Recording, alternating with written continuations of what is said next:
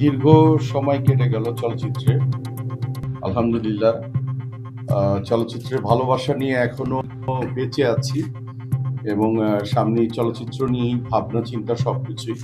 Surrounding এ আমি যাই কিছু করি না কেন, আমার সর্বপ্রথম এবং সর্বশেষ ভাবনাটাই হচ্ছে চলচ্চিত্র। সেই চলচ্চিত্রের মানুষ। আজকে দুইটা পরিচয় এখানে আমি দাঁড়িয়েছি। একদিকে পরিচালক সমিতির সভাপতি শাহিন আছেন এবং গোলসেন্স গ্রুপের সিও সাহেব আছেন।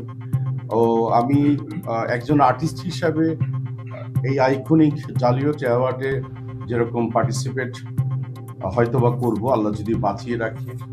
আবার গোলসেন্স গ্রুপের চিফ অ্যাডভাইজার হিসাবে গোলসেন্স গ্রুপ কিভাবে এটার সাথে ইনক্লুডিং হবে এটা অবশ্য আমাদের সিও সাহেব সেটা বলবে। এবং চলচ্চিত্রের থেকে এটুকু বলতে পারি, অন্তত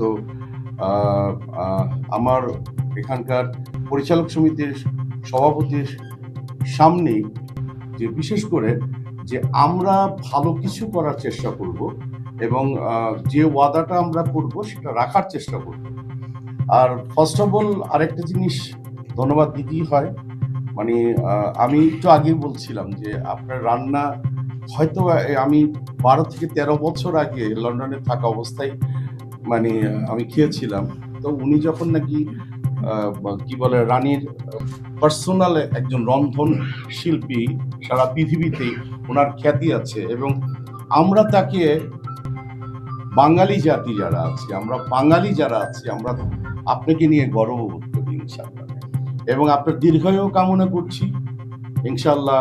এইভাবেই বাংলাদেশটাকে যেভাবে আপনি রন্ধন শিল্পীতে নিয়ে গেছেন এবং আমাদের এই জালিয়াত আইকনিক জালিয়াত অ্যাওয়ার্ডে যেভাবে আপনি নিজে জয়েন্ট হয়ে আমাদেরকে ভালোবাসার প্রকাশ ঘটাবার জন্য সাথে আছেন, তার জন্য আপনাকে ধন্যবাদ। এবং আমার মনে হয় সব কিছু যদি ঠিক থাকে, আল্লাহ যদি বাঁচিয়ে রাখে, ইনশাল্লাহ দেখা হচ্ছে আপনাদের সাথে লন্ডনে।